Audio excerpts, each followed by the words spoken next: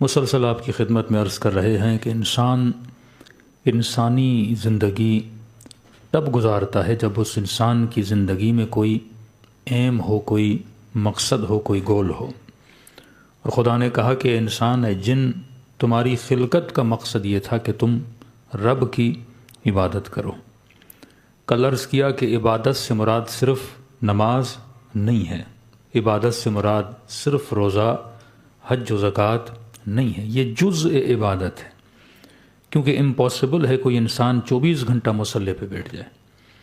یہ امپاسبل ہے کہ کوئی انسان دنیا داری کو چھوڑ دے، تجارت کو چھوڑ دے، بزنس کو چھوڑ دے اور صبح سے شام تک اللہ اور اللہ کا ذکر کرتا رہے۔ علماء فرماتے ہیں ذکر کی بھی اقسام ہیں۔ ایک ذکر ہے ذکر لسانی، جو آپ زبان سے کرتے ہیں، مثلا سبحان اللہ، یا اللہ، استغفر اللہ، یہ ذکر لسانی ہے کہ 70 مرتبہ یہ ذکر کرو، 34 مرتبہ یہ ذکر کرو، 1000 مرتبہ یہ ذکر کرو، ذکر لسانی ہے۔ دوسرا ہے ذکر قلبی، کہ انسان زبان سے نہیں کہتا پر اس کا دل کس کا ذکر کرتا ہے؟ پروردگار عالم کا ذکر کرتا ہے۔ لیکن قرآن کی آیت یسبح للہ ما فی السماوات وما فی الارض، کہ زمین و آسمان میں جو کچھ بھی ہے وہ کس کی تسبیح کر رہا ہے؟ اللہ کی تسبیح کر رہا ہے۔ اس کا مطلب یہ دیوار اللہ کی تسبیح، یہ کپڑا اللہ کی تسبیح، یہ ممبر اللہ کی تسبیح، یہ کھڑکیاں سب کیا کر رہی ہیں؟ اللہ کی تسبیح۔ تو سوال ہے، ہم میں سے کسی نے سنا کہ کھڑکی کہے سبحان اللہ؟ ہم میں سے کسی نے سنا کہ پنکھا کہے استغفر اللہ؟ ہم میں سے کسی سے سنا کہ مثلاً درخت کے پتے کہیں یا رب یا رب یا رب؟ لیکن خدا تو کہہ رہا ہے یسبح للہ ما فی السماوات ما فی الارض، زمین میں ہر شے کس کا ذکر کر رہی ہے؟ اللہ کا ذکر کر رہی ہے۔ تو علماء کہتے ہیں ایک ہے ذکر لسانی، اب دیوار میں زبان تو نہیں کہ کہے یا اللہ، ایک ہے ذکر قلبی، اب دیوار کا دل تو نہیں ہے کہ دھڑکے اور بولے یا اللہ کا۔ تیسرا ذکر ہے ذکر حالی، ان کا وجود بتاتا ہے کہ میرا کوئی بنانے والا ہے۔ ہواؤں کا چلنا بتاتا ہے کہ ہوا کو کوئی چلانے والا ہے۔ پتوں کا ہلنا بتاتا ہے کہ پتوں کو کوئی ہلانے والا ہے۔ مطلب ان کا وجود بتا رہا ہے کہ کوئی نہ کوئی اس کا بنانے والا ہے۔ تو یہ اپنے وجود میں صفت خلق پروردگار عالم کو رکھتے ہیں۔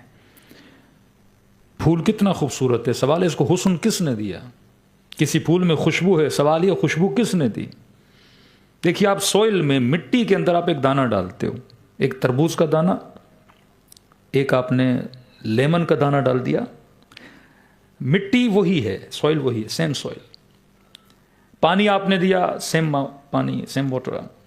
ہوا لگی، سورج لگی، اسی مٹی سے 2 پلانٹس نکلے، ایک سمجھیں تربوز کا، واٹر میلن کا، اور ایک آپ کا لیمن کا نکلا۔ وہی پانی، وہی مٹی، وہی ہوا، لیکن ایک کھٹا بن کے نکلا، ایک میٹھا بن کے نکلا۔ سیم مٹی نے کسی کو ریڈ کلر بنا دیا اور کسی کو یلو کلر بنا دیا۔ ہاؤ از اٹ پاسبل کہ ایک ہی مٹی ہے لیکن مختلف چیزیں اس کے وجود سے کیا ہو رہی ہیں؟ نکل رہی ہیں۔ تو یہ کون ہے جو اسے مٹھاس دے رہا ہے؟ یہ کون ہے جو اسے کھٹاس دے رہا ہے؟ تو جب آپ لیمو پئیں، جب آپ مٹھاس پئیں، تو اس کا میٹھا ہونا بتاتا ہے کہ کوئی ہے جس نے مجھے کیا عطا کی ہے؟ مٹھاس عطا کی ہے۔ کوئی ہے جس نے مجھے کیا بنایا ہے؟ کھٹا بنایا ہے۔ تو اس کا وجود کس کا ذکر کر رہا ہے؟ پروردگار عالم کا ذکر کر رہا ہے۔ ایک پڑھا لکھا بچہ پوچھتے ہو کس اسکول سے پڑھے ہوئے ہو؟ مثلاً کہا فلاں اسکول سے پڑھا ہوں، تو یہ چلتا پھرتا کس کی پبلسٹی کر رہا ہے؟ اپنے اسکول کی پبلسٹی کر رہا ہے۔ ایک اچھا باڈی بلڈر جوان ہوگا، پوچھو گے بھائی باڈی کہاں بنائی؟ کہے گا فلاں جم میں بنائی ہے۔ تو یہ کس کی مارکیٹنگ کر رہا ہے؟ چلتے پھرتے اس جم کی مارکیٹنگ کر رہا ہے۔ ایک اچھا سا مولانا ہوگا، اچھی سی تقریر کرے گا، فوراً پوچھیں گے مولانا کہاں سے پڑھ کے آئے ہو؟ تو یہ کہاں کی پبلسٹی کر رہا ہے؟ جہاں سے پڑھ کے آیا ہے، اپنے استادوں کی پبلسٹی کر رہا ہے۔ سیم تھنگ، اگر کوئی درخت زمین سے نکل رہا ہے تو وہ کس کی پبلسٹی کر رہا ہے؟ اپنی نہیں کر رہا، اپنے بنانے والے کی پبلسٹی کر رہا ہے۔ کسی بھی لذیذ چیز کو کھاتے ہو، کسی ہوٹل میں کہ فوراً کیا پوچھتے ہو؟ کک کون ہے؟ مچھلی کی تو کوئی تعریف نہیں کرتا نا، کہتے بنایا کس نے؟ وہی مچھلی آپ کے گھر میں تھی لیکن ذائقہ نہیں، لذت نہیں، بعض اوقات یہ سوشل میڈیا پہ چیزیں بھی آتی ہیں نا، وہ چیخ کے بولتا ہے کس نے بنایا ہے وہ بندہ ڈر جاتا ہے کہیں مار نہ دے، کہ اس سے اچھا میں نے آج تک کھانا نہیں کھایا ہے۔ تو اچھا کھانا کس کی تعریف کرتا ہے؟ کک کی تعریف کرتا ہے۔ تبھی امیر المومنین فرماتے ہیں اگر اچھے شیعہ بنو گے تو تعریف تیری بھی ہوگی لیکن تجھ سے زیادہ علی کی تعریف ہوگی۔ کہ کس کا شیعہ ہے؟ علی ابن ابی طالب کا شیعہ ہے۔ تو ہماری خلقت کی جب تعریف ہوتی ہے تو ایک طرح سے کس کا ذکر ہوتا ہے؟ پروردگار عالم کا ذکر ہوتا ہے کہ دریاؤں کے قعر سمندر میں اللہ کی مخلوق موجود ہے۔ دنیا کا کوئی کونا آپ ڈھونڈ لے جہاں خدا کی مخلوق نہ ہو، اور ہر چیز کو ویسا بنایا جیسا بنانا چاہیے تھا۔ عجیب قرآن کی آیت پڑھا کریں، اللہ کہتا ہے اگر پوری زمین اور آسمان کے لوگ جمع ہو جائیں، سارے سائنسدان، سارے پڑھے لکھے، سارے تاجر، سارے بزنس مین، سارے ملٹی ملینر لوگ جمع ہو جائیں، لیکن خدا کہتے ہیں سارے جمع ہو کر بھی رب کی بنائی ہوئی مکھی جیسی مکھی نہیں بنا سکتے۔ چھوٹی سی مکھی ہے۔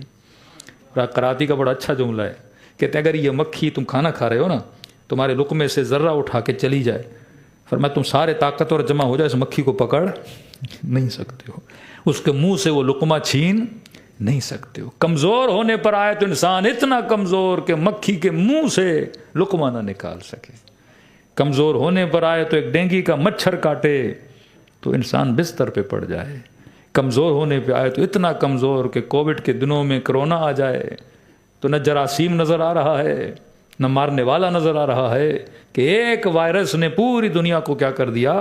لاک ڈاؤن کر دیا۔ یہ خدا کبھی کبھی بتاتا ہے کہ اپنی طاقت پہ ناز نہ کیا کرو، میں تجھے گرانے پر آؤں تو 1 سیکنڈ نہیں لگتا، میں تجھے مارنے پر آؤں تو 1 ملی سیکنڈ نہیں لگتا، میں تمہاری سانسوں کو چھینے پر آؤں تو بس کن فیکون کی ضرورت ہے۔ تبھی فرمایا کہ کبھی اکڑ کے زمین پہ چلا نہیں کرو۔ یہ وہی سمجھ سکتا ہے جسے خدا نے کیا دیا ہے؟ علم معرفت دی ہے۔ امیر فرماتے ہیں من عرف نفسہ فقد عرف ربہ، رب کی معرفت حاصل کرنی ہے تو معرفت تمہارے وجود کے اندر ہے۔ صلوات پڑھے محمد و آل محمد۔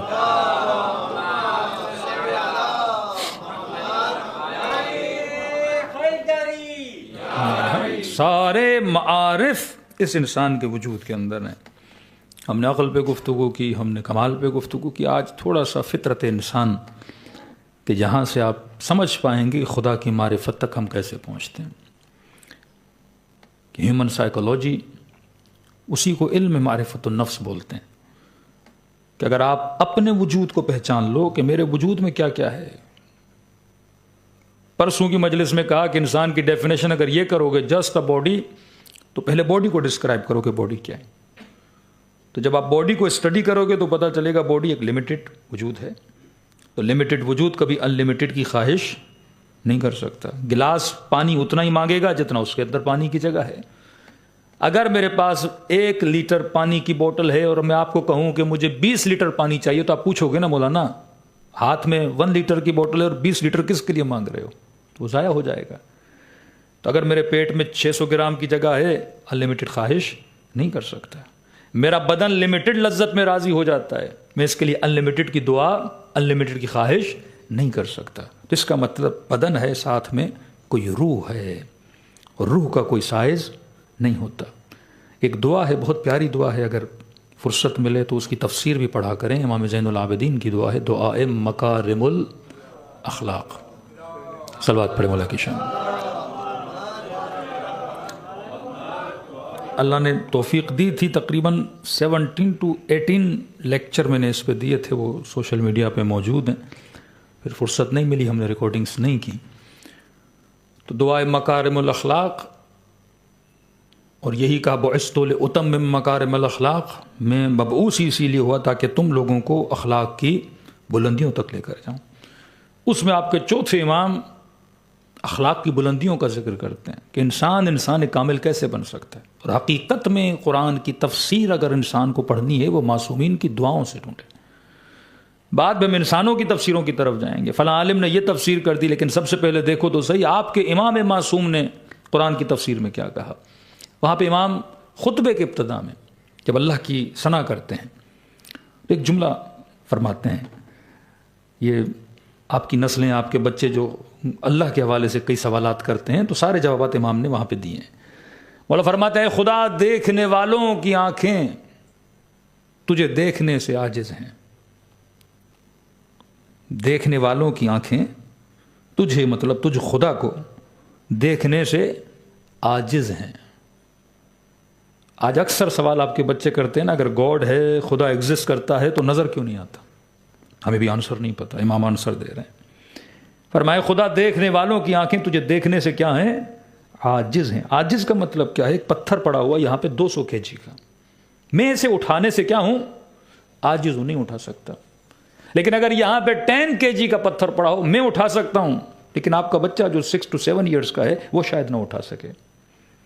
اس بچے کے اندر یہ ایبلٹی نہیں ہے کہ اس پتھر کو اٹھا سکے، لیکن آپ کے اندر ہے۔ تو جو نہیں اٹھا سکتا اسے کیا بولتے ہیں؟ عاجز بولتے ہیں۔ عجز، کمزور ہے۔ اے خدا دیکھنے والوں کی آنکھیں تجھے دیکھنے سے عاجز ہیں، مطلب یہ کمی تیرے اندر نہیں کہ تو نظر نہیں آتا، یہ کمی میرے اندر ہے کہ میری آنکھیں تجھے دیکھ نہیں سکتی ہیں۔ یہاں پہ 100 کلو کا پتھر پڑا ہو، آپ بولیں بھائی پتھر میں کمی ہے کہ میں اسے اٹھا نہیں پا رہا، تو بولوں گا نہیں پتھر میں کوئی کمی نہیں ہے، تجھ میں کمی ہے کہ تو پتھر کو اٹھانے کی طاقت نہیں رکھتا۔ اب مولا ریزن بھی بتاتے ہیں، اے خدا دیکھنے والوں کی آنکھیں تجھے دیکھنے سے کیا ہیں؟ اب کوئی بات سمجھ میں آئے تو تھوڑا سر ہلایا کریں تاکہ مجھے پتا بھی چلے آپ سمجھ رہے ہیں۔ ایک تو خواجہ برادری میں یہ مجھے بڑی ٹینشن ہوتی ہے، خطیب کو پتہ نہیں لگتا سمجھ بھی رہے ہیں کہ نہیں سمجھ رہے۔ تو کہ خدا دیکھنے والوں کی آنکھیں تجھے دیکھنے سے عاجز ہیں، کیوں؟ کیونکہ کہا خدا اگر تو نظر آ جائے تو محدود ہو جائے۔ دیکھیے آپ کی آئے ہیں نا، آنکھیں ہیں، یہ کسے دیکھتی ہیں؟ اجسام، باڈی، مٹیریل چیزوں کو دیکھتی ہیں۔ آنکھ ہر اس چیز کو دیکھتی ہے جس کا سائز ہو، جس کی لینتھ ہو، جس کی وڈتھ ہو، ٹھیک ہے؟ آپ نے کہا آسمان کیا ہے؟ کہ نیلا ہے۔ سائنس میں جائیں گے تو آسمان نیلا نہیں ہے، کبھی رات کو دیکھیں تو کالا ہو جاتا ہے، صبح دیکھیں تو نیلا ہو جاتا ہے۔ آسمان کوئی چھت نہیں جس کا کوئی کلر ہو۔ ہم جب دیکھتے ہیں تو بیچ میں اگر بادل آ جائیں تو سفید نظر آتا ہے، کچھ گیسز بیچ میں نظر آتی ہیں تو بلو نظر آ جاتا ہے۔ کبھی آپ کہتے ہیں مولانا سمندر گرین ہے، کبھی کہتے ہیں بلو ہے، کبھی کہتے ہیں بلیک ہے۔ تو سمندر کا کوئی خاص کلر تو نہیں ہے، اس کے نیچے جو ریت ہوتی ہے یا سبزہ ہوتا ہے تو اس کی وجہ سے اس کا کلر کیا ہو جاتا ہے؟ چینج ہو جاتا ہے۔ آنکھ سے جب آپ دیکھتے ہو، اب میں نے یہاں سے دیکھنا شروع کیا، میری آنکھ یہاں رک گئی۔ یہاں کیوں رکی؟ کیونکہ بیچ میں کیا آیا؟ ایک جسم آیا جس کا کوئی سائز ہے، تو آنکھ یہاں رکی۔ اگر یہ نہ ہوتا تو پھر دیوار پہ رکتی، دیوار نہ ہوتی پچھلی دیوار پہ، پچھلی دیوار نہ ہوتی تو آنکھ چلی جاتی وہاں جا کے رکتی جہاں پہ سے کوئی جسم نظر آتا، کوئی مٹیریل چیز اس کے سامنے آتی۔ آپ سارے مولانا کو دیکھ رہے ہیں تو آپ سے کوشچن ہو سکتا ہے مولانا کا سائز کیا ہے؟ آپ نے کہا باڈی ہے، مولانا لمبے ہیں، چوڑے ہیں، موٹے ہیں، پتلے ہیں، آپ فوراً بتا دو گے، کیونکہ آپ کی آنکھیں جسم پہ آ کے رکتی ہیں۔ مولانا ہو تو ممبر ہوگا، ممبر نہ ہو تو دیوار ہوگی، دیوار نہ ہو تو آنکھ پیچھے چلتی جائے گی۔ آنکھ ہر اس چیز کو دیکھتی ہے جس کا کیا ہو؟ سائز ہو۔ اب کہے خدا دیکھنے والے کی آنکھیں تجھے دیکھنے سے کیا ہیں؟ عاجز ہیں۔ کیوں؟ کہ اگر تو نظر آ جائے تو تیرے نظر آنے کے لیے ضروری تھا کہ تیرا کوئی کیا ہوتا؟ جسم ہوتا، اور اگر تو جسم میں آ جاتا تو چھوٹا ہو جاتا، محدود ہو جاتا۔ پھر آپ بتاتے کہ خدا کا سائز کیا ہے؟ 6 فٹ کا خدا ہے، 7 فٹ کا خدا ہے، ہندوؤں کے بت ہے نا، سائز تو بنانا ہے، وداؤٹ سائز تو کوئی چیز نہیں بنا سکتے آپ۔ جسم ہوگا تو وتھ سائز ہوگا، وداؤٹ سائز کوئی جسم آپ کریٹ ہی نہیں کر سکتے۔ تو خدا دیکھنے والوں کی آنکھیں تجھے دیکھنے سے عاجز ہیں، کیونکہ اگر تو نظر آ جائے تو تیرا سائز ہو جائے، اور کہا جو سائز میں آئے وہ خدا کیسا؟ وہ تو خدا ہو ہی نہیں سکتا نا جو کس کے اندر آ جائے؟ سائز کے آ جائے۔ مطلب اگر خدا مجھے موریشس کی مسجد میں نظر آئے تو اس کا مطلب خدا کراچی میں نہیں ہے۔ آج آپ بول سکتے ہیں نا کہ مولانا موریشس میں، اس کا مطلب مولانا کراچی میں نہیں ہے۔ اگر یہاں نظر آئے تو وہاں نہیں، اگر وہاں نظر آئے تو یہاں نہیں، کیونکہ خدا وہ ہے جو ہر جگہ موجود ہوتا ہے۔ یہ چوتھے امام اب امیر المومنین نہج البلاغہ فرماتے ہیں علی اس خدا کو مانتا ہی نہیں جس خدا کو علی نے دیکھا نہ ہو۔ چوتھے امام کہیں تو آنکھوں سے نظر نہیں آتا، اور جو نظر آئے وہ خدا کیسا؟ اور امیر المومنین فرمائے علی اس خدا کو نہیں مانتا جس خدا کو علی نے دیکھا نہ ہو. امام بات کر رہے ہیں آنکھوں کی، امیر المومنین بات کر رہے ہیں دل کی آنکھوں کی. خدا دیکھا جاتا ہے کس سے؟ قلب سے خدا کو محسوس، اپنے وجدان سے، اپنی دلیل سے. بعض اوقات دلیل ظاہری ہوتی ہے، مطلب آپ نے دیکھا آگ ہے اور آگ، کسی نے کہا آگ گرم ہوتی ہے، آپ نے کہا گرم ہوتی ہے کیونکہ میں نے آگ میں ہاتھ ڈالا، آگ کیا تھی؟ گرم تھی. ایک مرتبہ دلیل بالوجدان ہوتی ہے، آپ کے ذہن میں ہوتی ہے. 2+2 کیا ہوتا ہے؟ 4. یہ کہاں ہے؟ آپ کے ذہن میں. جب آپ دنیا کا نظم دیکھتے ہو، ضبط دیکھتے ہو، کریٹیوٹی دیکھتے ہو، تو آپ کے ذہن میں دلیل بنتی ہے یقیناً کوئی بنانے والا موجود ہے. تو ساری چیزیں ہماری ذات کے اندر ہیں، لیکن ضرورت یہ ہے کہ انسان اپنی ذات کو پہچاننے کی کوشش کرے. دوسری چیز، اپنے نسلوں کو، بچوں کو سکھا دیں. اور آپ کی پوری فلم انڈسٹری، ڈرامہ انڈسٹری، جو بزنس کرتے ہیں، پوری مارکیٹنگ کی فیلڈ انسان کی اس فطرت سے چلتی ہے، اور اسی فطرت سے شیطان کھیلتا ہے، اسی فطرت سے دجالی نظام والے ہیں. کہ دیکھیے ہمیں کتنی زحمت لگتی ہے کسی بچے کو نمازی بنانے میں، انہیں کتنی زحمت لگتی ہے کسی بچے کو سنیما تک لانے میں. مجھے کتنی زحمت لگتی ہے ایک بندے خدا کو خدا سے ملانے میں، اور انہیں کتنی زحمت لگتی ہے کسی کو شیطان سے ملانے میں. تو کون سکسیسفل ہے، میں یا وہ؟ تو آج ظاہری طور پہ دیکھا جائے تو دشمن خدا زیادہ سکسیسفل ہے، کیونکہ ایک مولانا کتنے لوگوں کو مومن بناتا ہے، اور ایک فلم، ایک ٹی وی، ایک ڈرامہ، ایک سنیما کتنے لوگوں کو گمراہ کر رہی ہے. اور خدا خود قرآن میں کہتا ہے اکثرہم لا یعلمون، اکثرہم لا یعقلون، لہم قلوب لا یفقہون. دل ہیں سوچتے نہیں، آنکھیں ہیں دیکھتے نہیں، کان ہیں سنتے نہیں. کبھی کا اولئک وقر فی آذانہم، بعض لوگوں کی مثال ایسے ہے جیسے ان کے کانوں میں کنکر ڈال دیے گئے ہیں. اللہ بلا تو رہا ہے پر گویا سن نہیں رہے ہیں. تو آج خریدار خدا کے زیادہ ہیں یا خریدار شیطان کے زیادہ ہیں؟ کس کی مارکیٹ زیادہ گرم ہے؟ شیطانی مارکیٹ. اور واقعاً اگر اس حال میں آج قیامت ہو جائے تو جنت تو خالی ہوگی، جہنم میں پری بکنگ کرنی پڑے گی. اکثر تو کہاں چلے جائیں گے؟ جہنم چلے جائیں گے. شاید جہنم تبھی حل من مزید، حل من مزید، لیکن اب شاید حل من مزید کہنے کی ضرورت بھی نہ پڑے اسے، کیونکہ اگر 1 ارب لوگ دنیا میں ہیں تو پورا چائنا خدا کو نہیں مانتا، پورا ویسٹرن ورلڈ آپ دیکھ لیں خدا کو نہیں مانتا، اور جو مسلمان ملک ہیں اور وہ جس طرح خدا کو مان رہے ہیں تو وہ الامان والحفیظ ہے. کیا خدا کو ایسے مسلمان چاہیے؟ تو شیطان کا بازار گرم ہے، لیکن کس طرح گرم ہے؟ تو کہیں نہ کہیں ہم ناکام رہے. کیوں ناکام رہے؟ کیونکہ ہم نے ظواہر اسلام کو لیا اور اسلام کی روح کو ہم نے نہیں لیا. کہ بارہا کہہ چکا کہ کبھی بھی مکتب تشیع میں حفظ قرآن نہیں تھا، لیکن آپ دیکھتے ہیں ہمارے بھائیوں اہل سنت کے یہاں حفظ قرآن پہ بڑا زور ہوتا ہے. اب اس کا سب سے بڑا ریزن تراویح بھی ہے، کہ 8 دن میں، 10 دن میں، 12 دن میں، 6 دن میں قرآن پورا کرنا ہوتا ہے. تو ظاہر حافظ چاہیے، تو حافظ بنانا شروع کر دیے. لیکن پھر وہ جس طرح قرآن پڑھتے ہیں نہ ان کو خود سمجھ میں آتا ہے، نہ پیچھے کھڑے ہوئوں کو سمجھ میں آتا ہے. گاڑی بھی چلتی ہے تو اس کی کوئی اسپیڈ ہوتی ہے. اب ہائی وے پہ گاڑی چلائیں تو کہتے ہیں بھائی کم از کم 120 میکسیمم ہے، بعض کنٹری میں 100 ہے، لیکن یہ جب جس اسپیڈ سے یہ قرآن پڑھتے ہیں تو کوئی 400 کی اسپیڈ پہ جاتے ہیں. تو بالکل سمجھ میں نہیں آتا، کیونکہ میں نے کیا پورا کرنا ہے؟ قرآن پورا کرنا ہے. قرآن سمجھنا ہے کہ نہیں، اس سے میرا مطلب نہیں ہے. بسم اللہ کا بے سمجھ میں آتا ہے اور آخر میں والضالین سمجھ میں آتا ہے. بیچ میں کیا پڑھا کسی کو پتا نہیں ہے. یہ وہ امت کا طبقہ تھا جس نے اپنی پوری امت کو تباہ و برباد کر دیا. آج تراویح ایک فیسٹیول کی طرح بن گیا، اور یہی چیز ہمارے اندر آ رہی ہے. آج محرم بعض کنٹریز میں فیسٹیول بن چکا ہے کہ 10 دن ہے، میں نے مجلس میں جانا ہے، 30 منٹ کی مجلس، 40 منٹ کی مجلس، 10 منٹ کا ماتم، 2 منٹ کا نوحہ کر کے پھر میں کہاں چلا گیا؟ باہر چلا گیا. اب ترکی کے مسلمانوں کا حال دیکھیں، صبح سے شام تک روزہ جب افطاری کرتے ہیں پھر اس میں شراب بھی پی رہے ہیں. نہ نمازوں میں وہ روحانیت ہے، نہ ذکر میں وہ روحانیت ہے، کیونکہ ہم نے اصل جو اسپریچول، جو اصل اس کی چیز تھی، اسے ہم نے کیا کر دیا؟ چھین لیا. اب صرف ظاہر ہمارے پاس باقی ہے. پھر ہمارے بیچ اور ہندوؤں کے بیچ میں کوئی فرق نہیں رہ جاتا، کیونکہ عبادت بت پرستی کا نام نہیں ہے۔ عبادت بندے کو خدا سے تب ملاتی ہے جب اس کے اندر معرفت اور اس کے اندر روح عبادت پائی جائے۔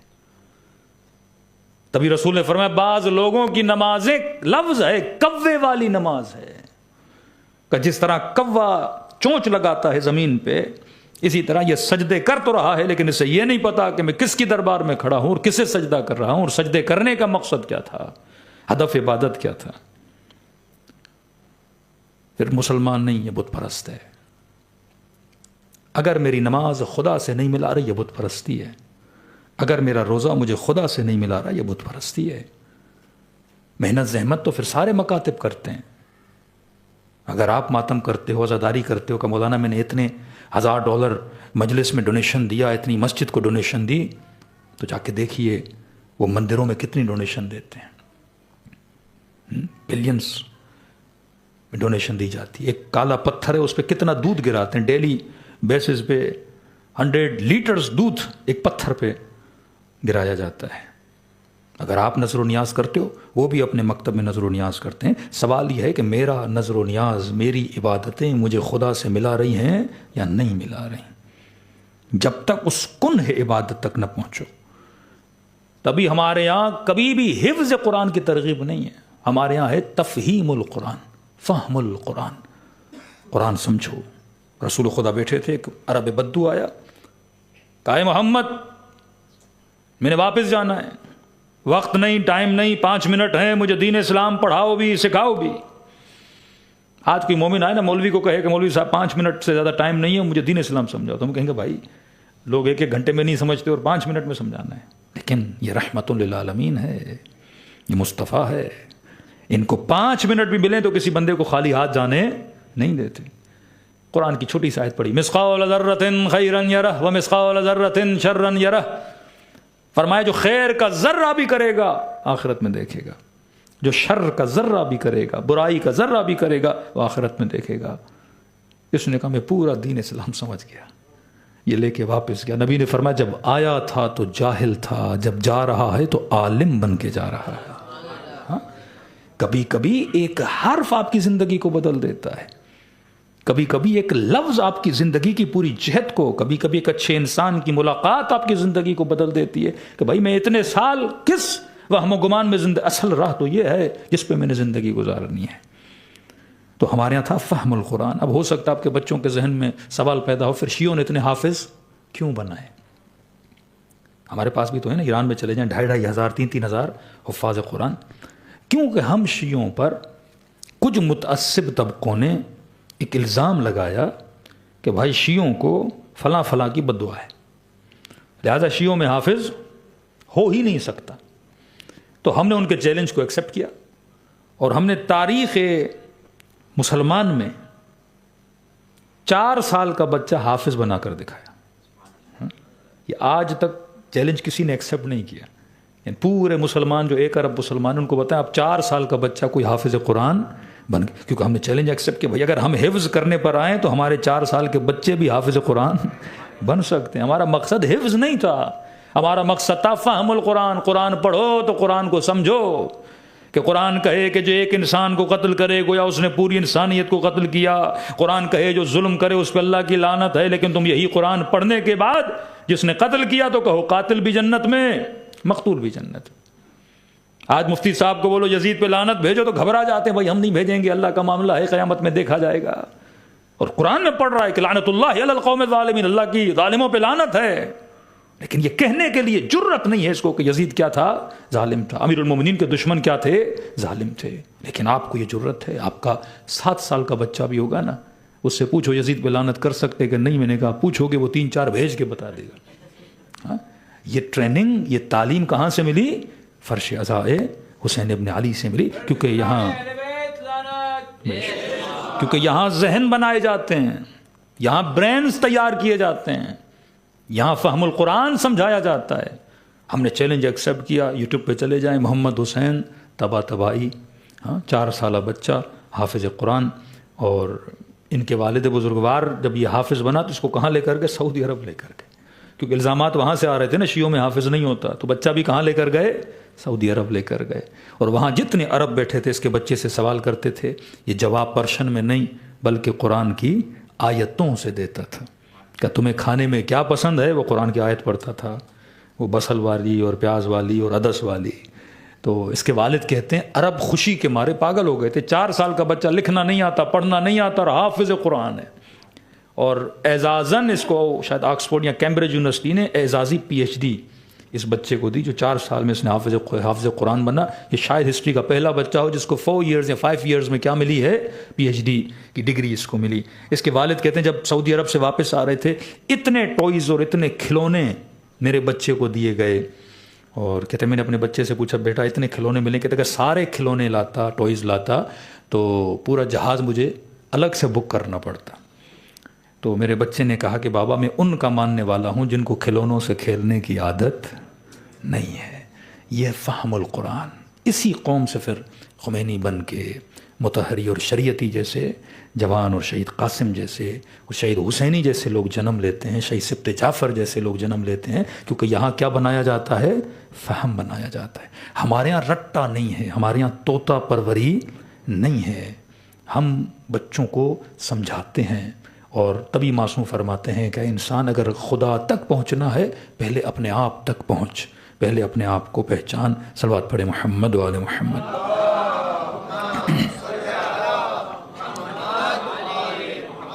اب ایک فطرت کا سبجیکٹ ہے، کیونکہ سبجیکٹ ذرا طولانی ہے، بڑا ہے، میں زیادہ ڈسکرائب اس کو کل کی مجلس میں کروں گا، صرف اشارہ دے رہا ہوں، جا کے خود اسٹڈی کرنا چاہیں تو آپ کر لیں۔ فرمایا من عرف نفسہ فقد عرف ربہ، جس نے اپنی سائیکولوجی کو پہچانا، اپنی معرفت کو حاصل کیا، فوراً وہ خدا کی معرفت کو حاصل کر سکتا ہے۔ ساری ہدایت کے راستے آپ کے اندر موجود ہیں، ہدایت کی کتاب آپ کے اندر موجود ہے، لیکن سوال یہ ہے وفیک عالم الاکبر، اس اندر کی کائنات کو پہچانو گے تو پھر خدا کو پہچانو گے۔ میں چھوٹا تھا تو اکثر ذہن میں سوال آتا تھا کہ انسان مرتا کیوں ہے؟ ہاں، تو بچپن کی ایک دعائیں ہوتی ہیں، تو میں کہتا تھا خدا جب مجھے مرنا نہیں ہے تو اگر اوپر بلانا ہو تو کوئی سیڑھی بھیج دینا، ہاں، تو میں سیڑھی پہ چڑھ کے اوپر آ جاؤں گا۔ کیا مرنا، قبر میں جانا، بچھو بچھو، یہ سارے پروسیس سے انسان ڈرتا ہے نا، موت کا پروسیس۔ لیکن پھر امام کی روایت پڑھی کہ خدا دیکھنے والوں کی آنکھیں تجھے دیکھنے سے کیا ہیں؟ عاجز ہیں۔ وہاں تک جانے کے لیے، ٹریول کرنے کے لیے بدن ٹریول نہیں کر سکتا۔ ہاں؟ آپ چاہو کہ میں سورج تک جاؤں، باڈی ٹریول نہیں کر سکتی۔ جو لوگ چاند پہ بھی جاتے ہیں 6 مہینے 8 مہینے ان کو لگ جاتے ہیں۔ اب کسی نے مریخ پہ جانا ہے، کسی نے گلیکسیز میں ٹریول کرنا ہے، تو کہتے ہیں لائٹ ایئرز، وہ بھی تھاؤزنز میں، کہ آپ اتنے 1000 لائٹ ایئر ٹریول کرو دین جا کے آپ فلاں گلیکسی پہ پہنچو گے۔ اب میں نے جانا ہے عالم برزخ، تو باڈی اگر عالم برزخ تک ٹریول کرنا چاہے تو یہ کر ہی نہیں سکتی، مطلب مجھے ملینز آف ایئرز لگ جائیں گے اس باڈی کو وہاں تک پہنچانے کے لیے، کیونکہ سوئل ہے، یہ زمین سے بنی ہے، لہٰذا کہاں مل جانا ہے؟ زمین مل جانا ہے۔ تو مجھے عالم برزخ تک جانے کے لیے مرنا ضروری ہے، میں ویسے نہیں جا سکتا۔ آپ برزخ میں پہنچ ہی نہیں سکتے باڈی کے ساتھ، کیونکہ مٹیریل ہے، اور ہاں اگر اس باڈی کو اتنی اسپیڈ سے بھیجو گے تو باڈی کیا ہو جائے گی؟ تباہ ہو جائے گی، ڈسٹروائے ہو جائے گی، باڈی پھٹ جائے گی۔ آپ جہازوں میں بھی جب ٹریول کرتے ہیں تو اس کی اسپیڈ لمٹ کا خیال کرتے ہیں، اگر زیادہ اسپیڈ ہوئی تو آپ کے دل پہ کیا آ سکتا ہے؟ افیکٹ آ سکتا ہے، کیونکہ آپ کی باڈی وہیں پڑی رہتی ہے، اور اتنی گریوٹی میں اتنی اسپیڈ سے جب جہاز چلتا ہے تو اس کا افیکٹ آپ کے دل پہ، آپ کی باڈی پہ پڑتا ہے۔ اب آپ سوچو کہ میں کتنی اسپیڈ سے جاؤں، لائٹ کی اسپیڈ سے جاؤں تو پوری باڈی تباہ و برباد ہو جائے گی۔ تو قرآن میں جب کہتا ہے سبحان الذی اسریٰ بعبدہ لیلا من المسجد الحرام الی المسجد الاقصیٰ، تو آپ کہتے ہیں رسول کس سواری پہ گئے تھے؟ براق۔ برق کسے کہتے ہیں؟ لائٹ کو۔ تو رسول بھی جب وہاں گئے تو کس اسپیڈ سے گئے تھے؟ لائٹ کی اسپیڈ سے گئے تھے۔ تو اگر میں نے عالم برزخ میں پہنچنا ہے تو مجھے اس بدن سے کیا ہونا ہوگا؟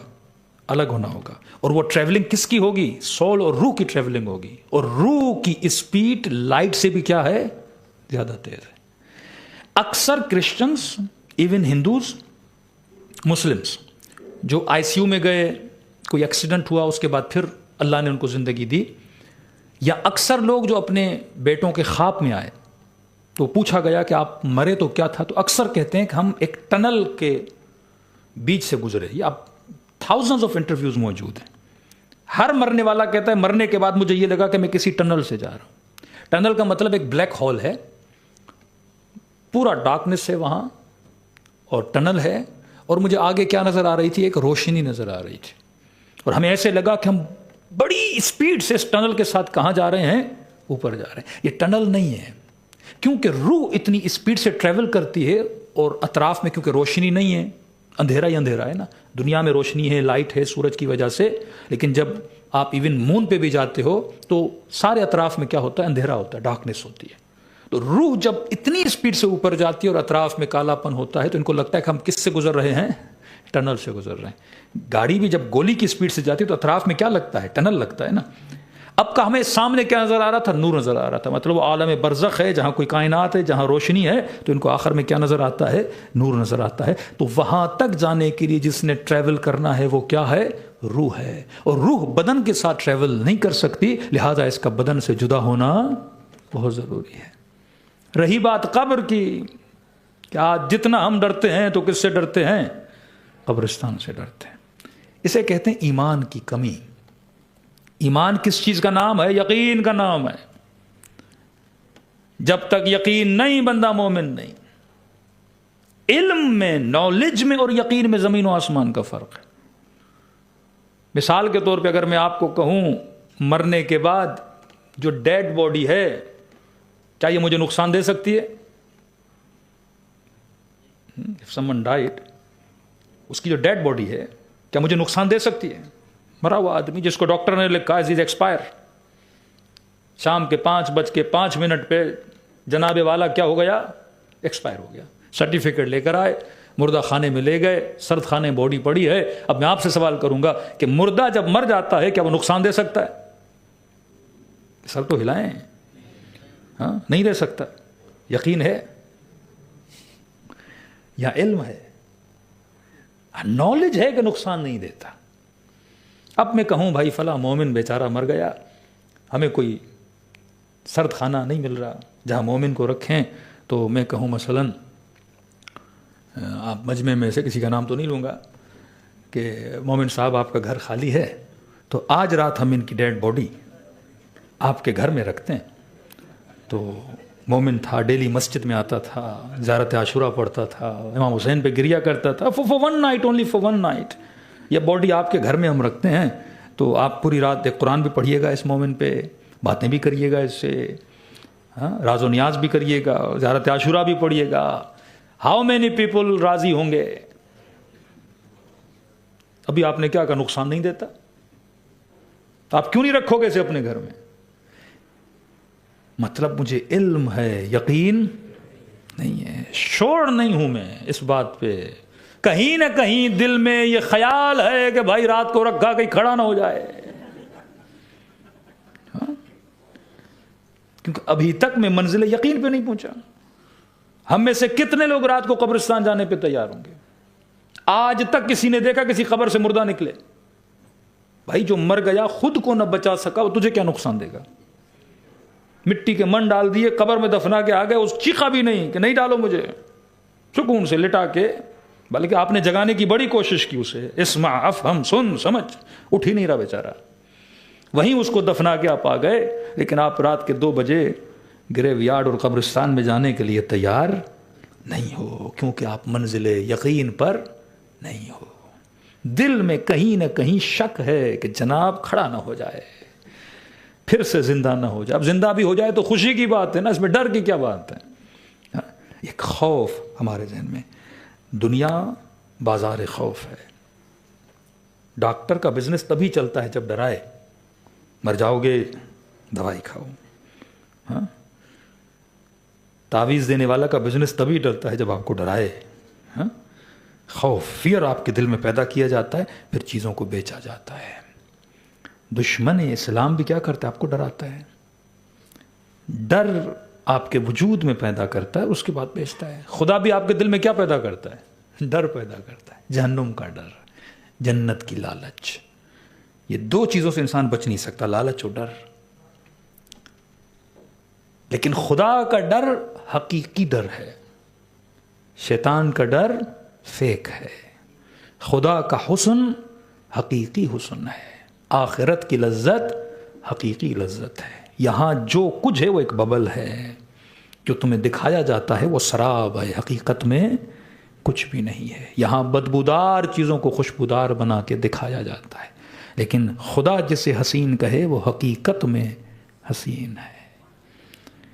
امام حسین کا عشق، اہل بیت کی محبت ایک پائیدار، ایک باقی محبت ہے جو انسان کو دنیا میں بھی کام آتی ہے، آخرت میں بھی کام آتی ہے. وقت بہت ہو چکا، تفصیل میں کل آؤں گا کہ ساری آپ کی ڈرامہ فلم انڈسٹری جو چلتی ہے یہ آپ کی فطرت پہ چلتی ہے. اگر آپ اپنے بچوں کو فطری طور پہ مضبوط کر لیں، یہ کبھی بھی کسی ظالم کے عاشق نہیں بنیں گے. آج ایک بچہ مال میں جاتا ہے، 10 شرٹس پڑی ہوتی ہیں، وہ کس شرٹ کو اٹھاتا ہے؟ پاپا وہ چاہیے جس پہ اسپائڈر مین ہو، جس پہ بیٹ مین ہو، جس پہ آئرن مین ہو. تو آج میرے بچوں کے دلوں میں کس کا عشق پایا جاتا ہے؟ مولا حسین کا یا اسپائڈر مین کا؟ اب آپ کہیں کہ مولانا یہ بچہ اسپائڈر مین سے پیار کیوں کرتا ہے؟ اس میں بچے کا قصور نہیں ہے، انہوں نے آپ کی نسلوں کی فطرت سے کھیلا ہے، جو فطرت ابھی تک آپ کو سمجھ میں نہیں آئی. یہ کمال کیوں تھا ابا عبداللہ الحسین میں کہ ہور بناتے تھے؟ ان کے بچے ہی عباس کیوں بنے؟ ان کے بچے ہی علی اکبر کیوں بنے؟ انہی کی نسلوں میں قاسم کیوں پیدا ہوئے؟ کیونکہ پراپر ہیومن سائیکولوجی کو جانتے تھے اور اسی طرح سے انہوں نے اپنی نسلوں کو ہدایت دی. صلوات پڑھے محمد و آل محمد.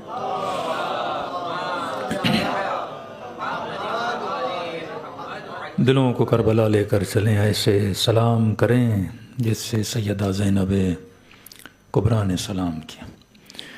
السلام علی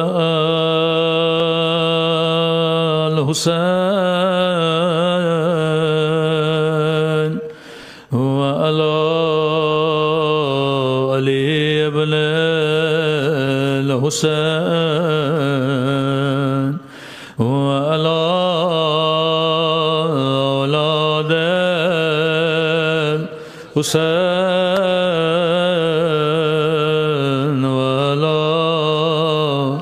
اصحاب الحسین. بلند آواز سے السلام علی الحسین وعلی علی ابن وعلی اولاد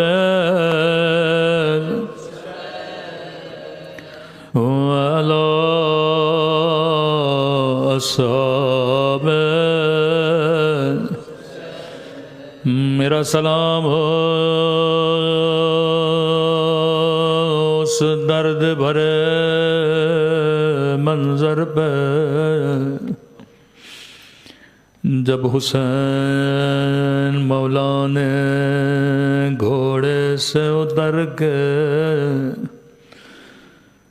دو کٹے ہوئے بازو اٹھائے، بازوؤں کو چوم کر کہا عباس کا دل کا سرا زہری، عباس میری کمر ٹوٹ گئی. مولا حسین کا فرمان، شیو میری قبر کی زیارت سے پہلے میرے عباس کی زیارت کیا کرو. باب الحوائج غازی عباس کہتے ہیں جب گھوڑے سے گرنے لگے کبھی علم دائیں کبھی علم بائیں، سکینہ کی فریاد بلند ہوئی، چچا قسم لے لے اب پانی نہیں مانگوں گی، اے خدا میرے چچا کو زندہ خیموں میں پلٹا دے۔ بڑا پیار کرتے تھے امام حسین اپنے بھائی غازی عباس سے، کہتے ہیں جب تک زندہ تھے ہر بی بی خیمے میں مطمئن، جب تک عباس ہے میری چادر کو کوئی خطرہ نہیں ہے، بچے مطمئن جب تک چچا ہے کون ہمیں تماچے مارے گا۔ لیکن غازی عباس کبھی سکینہ کی پیاس دیکھے، امام حسین کی خدمت میں آئے، مولا اب مجھ سے برداشت نہیں ہوتا۔ مولا نے فرمایا عباس تو میرے لشکر کا سپہ سالار ہے، سر جھکایا، عرض کیا مولا اب لشکر نہ رہا، کس لشکر کا سپہ سالار؟ فرمایا عباس میں حسین تجھے نہیں روکوں گا، لیکن بیویوں کو تجھ پہ بڑا بھروسہ ہے، تیرے جانے کے بعد ان کے حوصلے ٹوٹ جائیں گے۔ فرمایا عباس اگر زینب اجازت دے میں حسین نہیں روکوں گا۔ کہتے سیدھا بی بی زینب کے خیمے میں آئے، فرمایا آقا زادی اجازت دے خیمے میں اندر آنا چاہتا ہوں۔ بی بی زینب نے اجازت دی، زانو ادب لگا کے جس طرح آپ نماز میں بیٹھتے ہو اس طرح بی بی زینب کے سامنے بیٹھ گئے۔ بی بی نے ایک مرتبہ عباس کے چہرے کو دیکھا، فرمایا عباس میں زینب سمجھ گئی کیوں آئے ہو، عباس میں تجھے روکوں گی نہیں، لیکن میری کچھ باتیں سنتا جا۔ بڑے ادب سے کہا جی میری آقا زادی۔ فرمایا عباس شہر کوفہ تھا، حکومت بابا علی کی تھی، رات کا وقت تھا، ہمارا قافلہ شہر کے باہر رکا تھا۔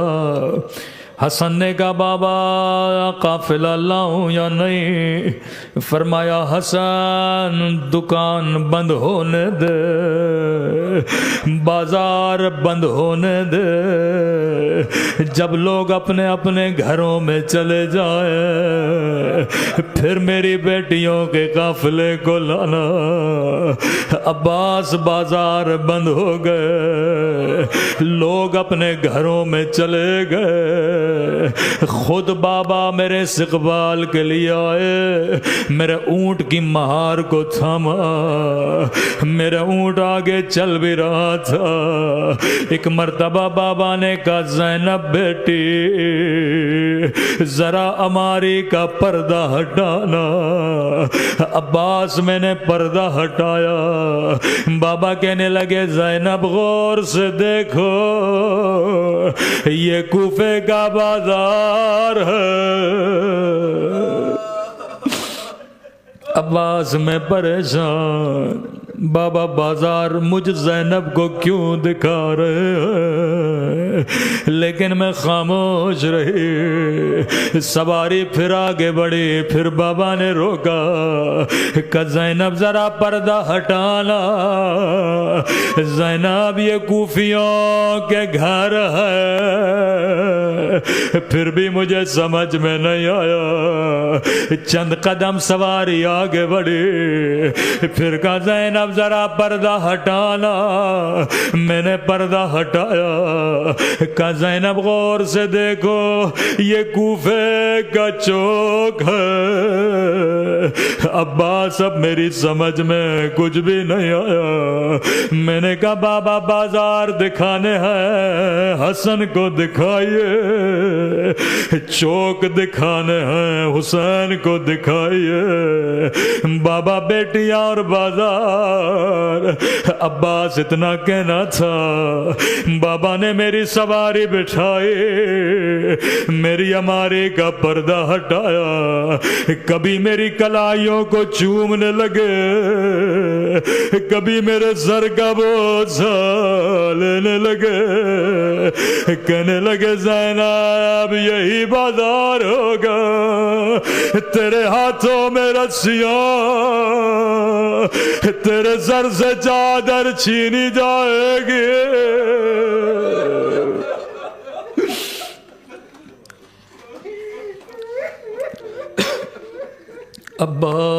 عباس میں نے کہا بابا امام علم غیب جانتے ہیں, میں اعتراض نہیں کروں گی, لیکن بابا میرا ایک چھوٹا سا سوال ہے. رو کر کہا جی زینب پوچھو. میں نے کہا بابا جس بھی بہن کا ایک بھائی ہو اسے بھی کوئی میلی نگاہ سے نہیں دیکھتا. بابا اللہ نے مجھے 18 بھائی دیے, مجھے عباس جیسا بھائی دیا, مجھے حسین جیسا بھائی دیا. عباس کے ہوتے ہوئے میرے ہاتھوں میں رسیاں. اتنا سننا تھا.